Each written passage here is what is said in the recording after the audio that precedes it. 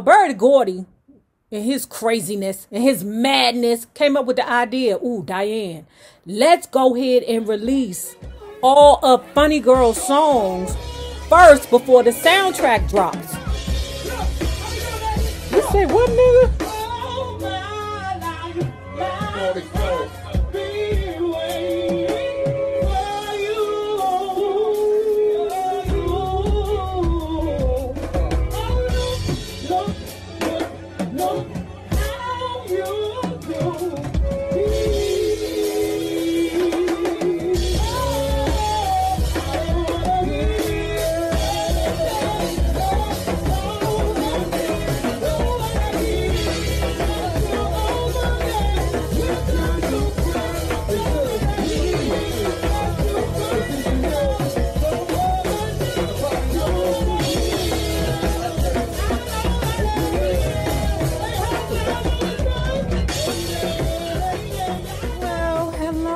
Bugs. Hello there, Bellas. If you have not already done so, please remember to like, share to Facebook, subscribe, and visit uptopbeauty.com. Today's looky would be our black cold weather turbans, okay? And as usual, all turbans come with a free gift. And if you are not already a part of our book club, please remember to, y'all, this book, the words are so small that I have to wear readers, okay? But please remember to hit the Patreon link below and or the join button here on the YouTube. And for a small monthly fee of $5, you babies, yes you, can be privy to all the shenanigans before the YouTube gets it, if the YouTube gets it. Child, these lips. Now, let's continue talking about Call Her Miss Ross, the unauthorized biography of Diana Ross by J. Randy Taraborrelli. I think that's it. Barry enjoyed a good challenge, and Diana never failed to deliver just that. Whereas once she would always abide by his wishes, now she often did so only after putting up a fight. Their arguments were as exciting and as passionate to them as their lovemaking, said a Berry Gordy confidant.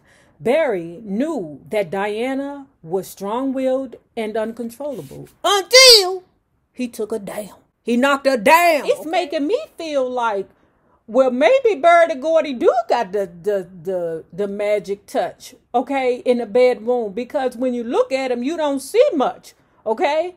And yeah, you gonna have to convince me that he got much to give. You know what I'm saying? And I ain't just talking about pickle size. It just seems like Bertie Gordy is just a selfish lover, but I don't know. Because them Aries women ain't easy to please. And if, you know, Bertie Gordy saying that as soon as he took her to the Terror Dome, she was like a pussycat. Okay, now I'm cursed. Okay? Now I want to mail his ass a Superman pill. According to most people who knew Diana and Barry at this time, Diana fully realized Barry thought he was totally controlling her. But she was still smart enough to use his inflated ego to her advantage. Me, myself, I'm a puller princess. Okay, but my wife don't mind me being a puller princess. Okay? Then you got some men that are puller princesses. Sis. Okay? It just seemed like Bertie Gordy would stay on his back the whole time. I'm just saying. I'm sorry. But, you know, if the books say differ, okay, all right. So anyway, we're moving on to an interview, okay, where, you know, they're interviewing the Supremes. And Diana Ross is a little irritated at the fact that they are questioning her about her relationship with Booger Bird. When a reporter inquired as to the status of Diana's relationship with Berry Gordy, she seemed truly annoyed. Look, that's all people want to know about, she said. Mr. Gordy this and Mr. Gordy that.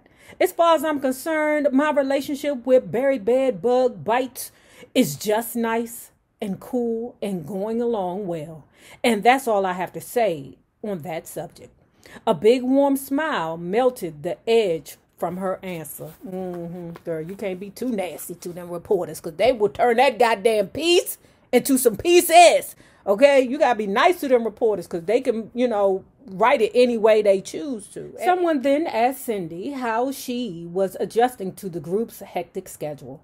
Birdsong opened her mouth to answer, and just as the words were about to tumble out, Diana quickly cut in. Cindy thinks that a lot of sleep and regular meals are very important. It's no good skipping food when you're working until 2 a.m. every morning and traveling hundreds of miles a day. The red-faced Birdsong was left with her mouth wide open.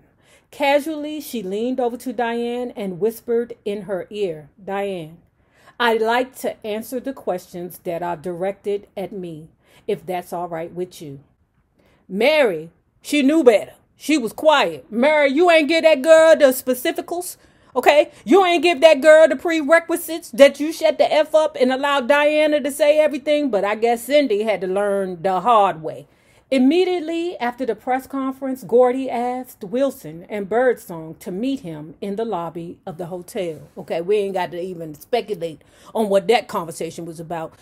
Shut the F up, okay? This ain't your job to talk. We leave that to the Diana. That's what we do. Shortly after Florence Ballard was fired from the Supremes, her boyfriend, Tommy Chapman, quit his job at Motown after announcing to Barry that he planned to marry Flo.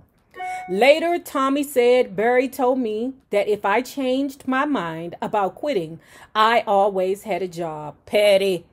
Petty. We know that Berry Gordy was being petty and a piece of shiz by saying that to Tommy, because remember, Berry Gordy wasn't even happy with the fact that Flo was dating Tommy, because Berry Gordy felt like Tommy Chapman, I ain't gonna call him dead nigga mattress no more, because, obviously he's like the only person that's giving Flo the reality of things. Berry Gordy had an issue with Flo dating Tommy Chapman because he felt that Tommy Chapman wasn't good enough for his Supreme. So what does that tell you? Okay, yes, Berry Gordy played a lot of games. Yes, he need to get, the shit beat out of him from time to time. He did, which we found out in a couple of parts before here, because you can't be playing with them gambling mafia people.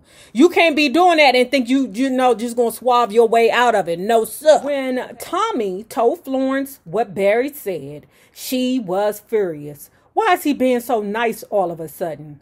Tommy said later that Flo decided to call a newspaper reporter from the Michigan Chronicle in Detroit and tell him everything she knew about Berry Gordy and Diana Ross. What is it to tell? That they fucking?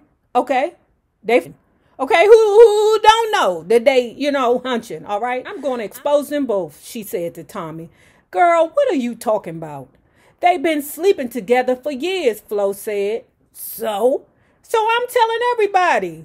Tommy said that he grabbed her by the shoulders. "Look, you got enough problems." He remembered telling her, "Whatever you know, you keep it to your own goddamn self. You hear me?" Flo thought it over for a minute. "I can't do it anyway." "Why not?" Tommy wanted to know. Tears began to well in her eyes. She didn't answer. "Why not?" Tommy repeated. "'Cause I think I care about him." Florence hired independent legal counsel and was able to get $160,000 from Barry, $20,195 from the Supremes account, $5,000 from Diana Ross and the Supremes account, and $100,340,809 from the Motown Record Corporation. Florence, her attorney Leonard Bound, and Mike Roshkind finalized the agreement at the Motown offices. Now, I don't know about you, okay? But even in, 2021, the amount of money that she got from Motown, if she would have played that shiz right, she could have still been living pretty good. She might not have been living like a Supreme with, Rolls Royces and Benzes and diamonds and stuff. But, hey, brother, I'm telling you, the amount of money, what is this? That's about over $250,000. Okay, she could have paid off her house. All right, she could have invested $100,000 of that money and flipped it, because money makes money. $250,000, pay off your house, pay off your car, put yourself in a good situation, pay off your taxes to the end of the, your lifetime or whatever you can do so that you don't have to worry about that shit most of the line. And that lady could have got a regular job and been okie dokie. Okay, so, these are the situations where I say when you get money in your hand, you got to work that thing right, or else that thing will work you. Diana Ross and the Supremes were headlining at the Copacabana in New York on April 4th, 1968, when Martin Luther King Jr. was shot on the balcony of his second-floor room in the Lorraine Hotel in Memphis. That night, 80 riots broke out. Federal troops were sent to Baltimore, Chicago, Washington, and Wilmington. 46 people were killed, 3,500 injured, 20,000 arrested. Chicago Mayor Richard J. Daley, who had criticized Dr. King and his work when King went to Chicago in 1966 to organize for open housing, ordered police to shoot to kill, and arsonists, and to maim looters. Everyone at Motown was deeply saddened by the tragedy. King had once visited the Hitsfield building and was impressed. "What you are doing here is important," he told Berry Gordy.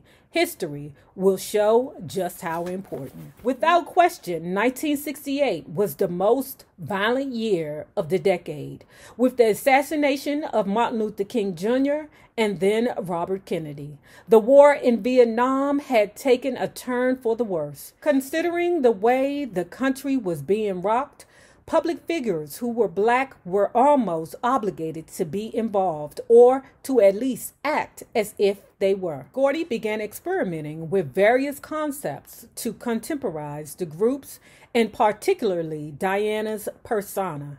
Most of the time, these plans didn't work.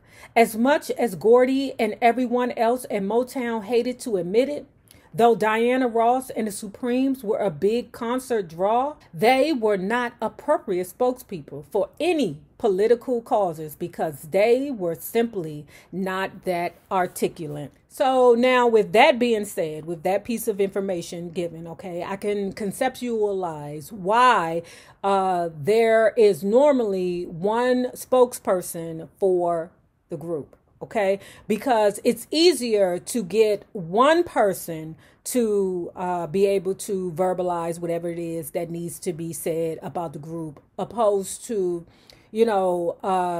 teaching and grooming the entire band. I get it now. By the summer of 1968, Diana had become fascinated by Barbra Streisand.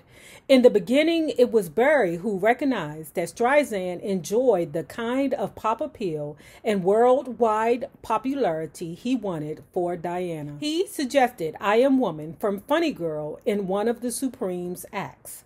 He knew that Diana excelled in that kind of material. Later, he told friends that he realized he was falling in love with her the first time he saw her performing the song at the Apollo. Of course, Barry's vision for Diana was what she wanted for herself as well. Diana certainly wanted Barbra's fame, but she wanted more than that. Barbra controlled her own career, from records to live shows to movies. Barbra did not have a Berry Gordy pulling her strings.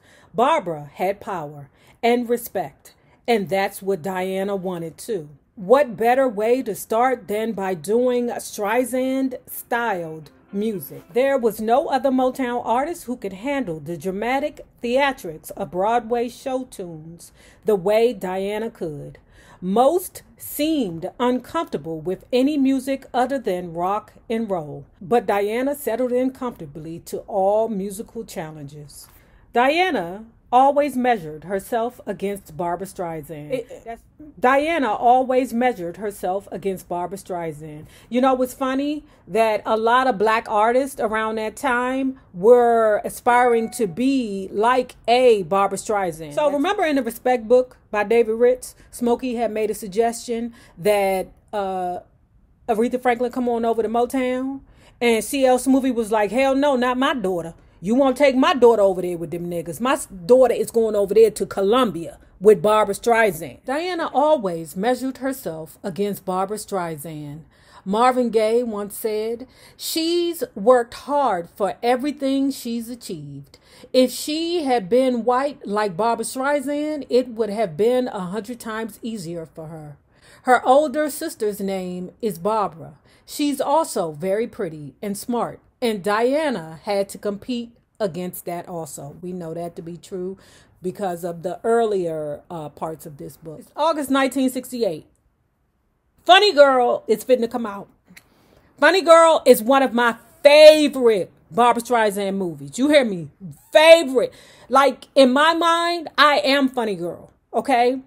And I know you're like, Nay, you ain't no Barbra Streisand. I'm not trying to be Barbra Streisand, but I just knew that I was the type of person that, you know, was different, that was funny, that didn't mind looking stupid, you know, because life is too short for you to be, you know, so uptight about, you know. I even love Funny Girl too, you know, or Funny Woman. I forget the name of that book. But my most favorite Barbra Streisand movie of all time is, well, Hello, Dolly.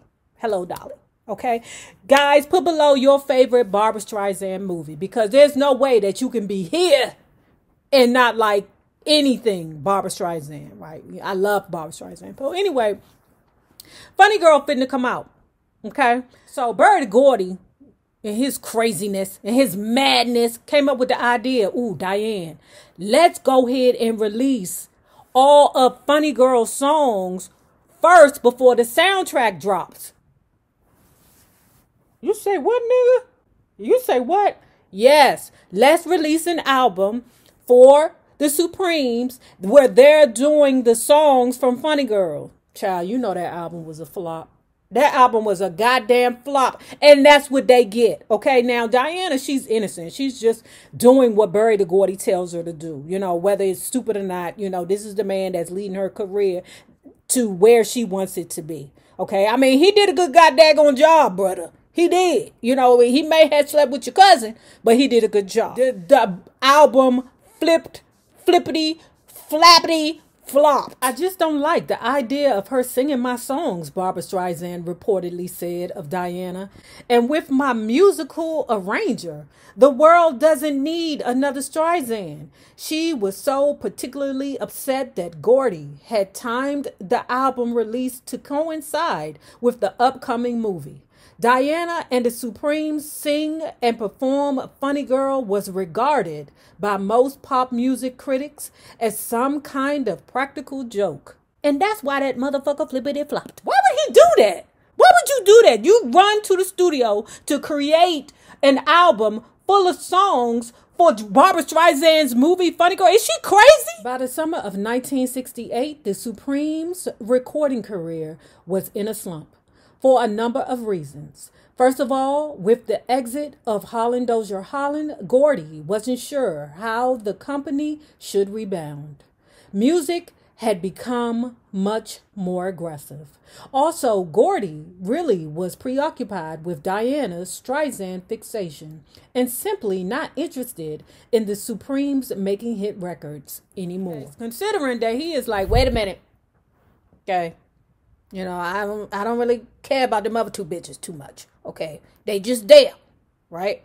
And one of my commenters was like, wait a minute, the world loved the Supremes, okay? Not Diana and the two backup singers. You're absolutely right, whoever you were that said that. We were in love with the Supremes as a whole, okay? But we damn sure don't mind the Diana, okay? At least not in this book club, okay? Some of us don't really care for her, but I'm sure after reading this book, you know, maybe our negative opinion of her has wavered a bit. Not my negative opinion. Okay, let me take that R part out. That's your negative opinion, because I love the Diana. Okay, always have, always will. Bertie Gordy is not really interested in creating a big hit for Diana Ross and the Supremes. Okay, because his fixation now is on Diana Ross. But he's not stupid. He knows that his bread and butter comes from, right now, Diana Ross and the Supremes. So now he got to figure out a way to get a hit without HDH. So we know that he got the greatest of the greatest producers that he has, you know, at the time to create the song Love Child. Now, let me tell you the scandal behind the Love Child, y'all. If they told me this, let me tell you something. I didn't pay attention because the way that Mary did her version was, oh, I'm having a nervous breakdown. Oh, I need some time. You're working us too hard. Wait a minute, baby. Okay. Mary, shout to La Vista. Florence, shout to La Vista. Cindy Bird song. I think you're still alive, but from what I've read in the comments, I don't think you're doing well, you know, with your health. Okay. But anyway, to the point that I'm trying to make. Okay. Listen. Mary Wilson, girl, you may be tired, but you ain't a third tired as Diana Ross. Okay, you might be mentally tired, you know, as in, you know, watching the Supremes, you know, fall apart the way it is. But baby, you ain't even a portion of how tired Diana Ross is. So anyway, let me tell you what happened, right? We doing Love Child. Berry Gordy calls Mary Wilson, we doing Love Child. Okay, you need to come get your ass in the studio. Okay. Mary Wilson was like, I can't do it. I'm too tired. What? Are you crazy? This is a hit. We need you on this song. Why wouldn't you do it? I can't, Barry. I can't. I just can't do it. Child, let me read this mess to you. Say hello, Black Hole. Everybody. Say hello. Hey, say hello. See this brother winning, man. A-R-E. Hey, look, what is it win, baby? Oh, yeah, we on the top, we ain't going nowhere. What is it win, baby? Oh, yeah, we on the top, we ain't going nowhere. What is it win, baby? Oh, yeah, Kansas City. What the fuck? What is it win, baby? Oh, yeah, uptown, Southside. Come on.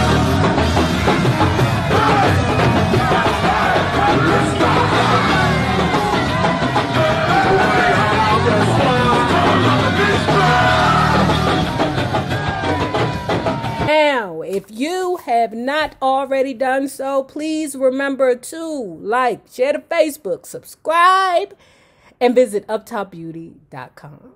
Now, remember this. The same people that you meet on the way up will always be the same people that you meet on the way down, my naysayers, my patron loves.